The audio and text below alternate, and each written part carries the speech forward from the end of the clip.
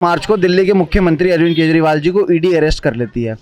आम आदमी पार्टी का और अगर हम देखें दिल्ली की आम जनता का कहीं ना कहीं यही कहना है कि जो अरेस्ट है बीजेपी ने जानबूझकर करवाया है। ये इसलिए करवाया गया ताकि जो आने वाले इलेक्शन है उस पर कहीं ना कहीं मोदी जी का ज़्यादा इम्पैक्ट रहे। आपको क्या लगता है, ये सही हुआ गलत हुआ? देखिए, जहाँ तक दिल्ली का मामला है, दिल्ली में जो हमारे केजरीवाल जी है, ऐसा मुख्यमंत्री मुश्किल से ही मिलेगा दिल्ली को। और जो ये हुआ है बहुत गलत हुआ है, सबको पता है, बच्चे बच्चे को पता है ये बीजेपी सरकार ने किया है। क्योंकि उन्हों को थोड़ा सा डर है, जो ये इलेक्शन चल रहा है इसमें उन्हों को थोड़ा डर है, जो ये 4 सीटें इन्हों की 100% आएंगी और वो आनी भी अरब तो ज़रूर आएंगी। उसके साथ बहुत बुरा हुआ है। उन्होंने दिल्ली के लिए बहुत अच्छा काम किया था, गरीबों के लिए बहुत अच्छा काम किया। बिजली फ्री, गरीब आदमी कहाँ से बिल भरेगा? अपने बच्चों को नहीं पढ़ा सकता, कहाँ से बिल भरेगा? ज़्यादातर जो भी उन्होंने काम किया है ना दिल्ली के लिए बहुत अच्छा किया है। अब जैसे कि 1000 रुपये महीने के लेडीज़ के लिए कहा, वो बहुत अच्छी बात है। क्योंकि कुछ घरों में ऐसे बेचारे काम नहीं कर पाती लेडीज़, तो उनका घर का तो खर्चा चलेगा, कम से कम उनका अपना तो चलेगा। तो मेरा ख्याल यही है कि दिल्ली के लिए केजरीवाल जी बहुत एक नंबर है और उनको छूटना भी चाहिए और जल्द से जल्द छूट जाए। अभी हम हाल ही में देख रहे हैं बीजेपी आए दिन ये आरोप लगा रही है कि अरविंद केजरीवाल जी ने ये शराब घोटाला जो किया है इसकी वजह से ये जेल में है, तो इनको जेल से सरकार नहीं चलानी चाहिए, कहीं ना कहीं इस्तीफा दे देना चाहिए। आपके हिसाब से क्या होना चाहिए? उनको जेल से सरकार चलानी चाहिए, इस्तीफा दे देना चाहिए? देखो, मैं बताता हूँ, जो अपने मन से साफ होता है ना वो साफ ही होता है। वो अपने मन से साफ है, इसलिए वो ना तो वो इस्तीफा देना चाहते हैं और उनको पता है वो गलत नहीं है, इसलिए वो बहुत जल्द छूटने वाले हैं। तो सरकार वही चलाएंगे और जेल से भी चलाने में कोई ऐतराज़ नहीं है, क्योंकि नाम ही तो जेल में है, चलाने में काम तो वो कर ही लेंगे। ऐसा कुछ नहीं है, बहुत बढ़िया है, सही कर रहे हैं वो, जो कर रहे हैं बहुत अच्छा कर रहे हैं। अब की बार हम देख रहे हैं कि बीजेपी कहीं ना कहीं नारा लगा रही है अब की बार 400 बार, देश में 400 लोकसभा सीटें लेके आएंगी वो। आपको क्या लगता है 400 लोकसभा सीटें आएंगी इस बार? सर, कहने में करने में बहुत अंतर होता है। कहने के लिए तो हम कुछ भी कह देते हैं कि हमें ये करना है, पर लेकिन वो जल्दी से पूरा नहीं हो पाता। जिस हिसाब से दिल्ली वालों की आंखें खुल रही है, देख रहे हैं बीजेपी क्या कर रही है, 400 पार कहाँ हो जाएगी? उतनी जितनी पहले आई है मुझे तो लगता है उनसे भी कुछ कमी होगी, उनसे पार नहीं होगी। ये मेरा वादा, उनसे भी कमी होगी। 21 मार्च को दिल्ली के मुख्यमंत्री अरविंद केजरीवाल को ईडी अरेस्ट कर लेती है कथित शराब घोटाले में। आपको क्या लगता है आम आदमी पार्टी ने शराब घोटाला करा है और कितना सही और कितना गलत है ये जो अरेस्ट हुआ? नहीं जी भैया जी, घोटाला तो नहीं है, ये हम साजिश है।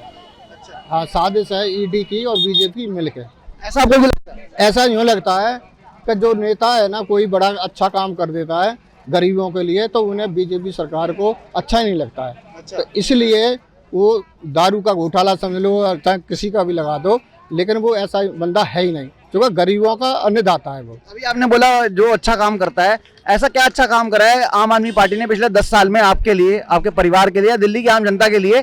और वो पुरानी सरकारों से कितनी बेहतर सरकार लगती है आपको आम आदमी पार्टी? देखो, काम के बारे में तो नंबर 1 महिलाओं के लिए बस फ्री है, नंबर 2 हमारे स्कूल फ्री हैं बच्चों के लिए, और तीसरी बात कि हमारे हॉस्पिटल की इतनी हालत ख़राब थी वो अच्छी कर दी है, चौथी बात कि बिजली फ्री है, पांचवी बात कि हमारे लिए पानी फ्री है। तो ये काम गवर्नमेंट को, दूसरी गवर्नमेंट जैसे उनमें है कि उनको दिखाई नहीं देता, इसलिए केजरीवाल गंदा है।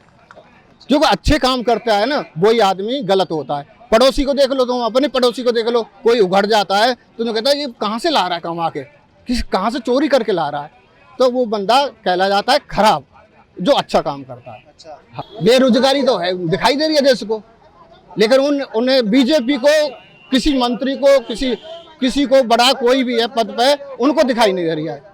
वो सिर्फ क्या दिखाई दे रहा है? केजरीवाल घोटाला, दारू का घोटाला, बेच दिया सब कुछ, एक के साथ एक फ्री दे दी। अरे कहाँ से फ्री दे दी? वो अपने घर में से दे रहा है। वो कुछ तो लोग ऐसे कहते हैं अपने लिए ताजमहल बना दिया, वो ताजमहल जो बनाया है वो उनका है। अरे कल को कोई दूसरा मुख्यमंत्री आएगा वो रहने लग जाएगा। अब की बार हम नारा सुन रहे हैं, भाजपा कहीं ना कहीं नारा दे रही है अब की बार 400 पार, और विपक्ष कहीं ना कहीं ये कह रहा है कि अगर 400 पार हो गया तो देश में तानाशाही हो जाएगी।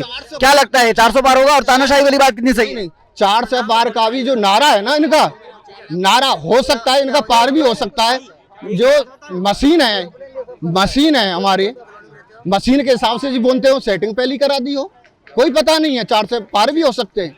लेकिन जो जनता को पूछेंगे, आज ये हमारे सभी साथी खड़े हैं इधर उधर बैठे, इनमें जो पूछो 4 से पार होंगे, ये जो कहेंगे बिल्कुल 2 से भी नहीं आएंगी, लेकिन सेटिंग 4 से पार ही कर ली होगी तो बिल्कुल आएंगी।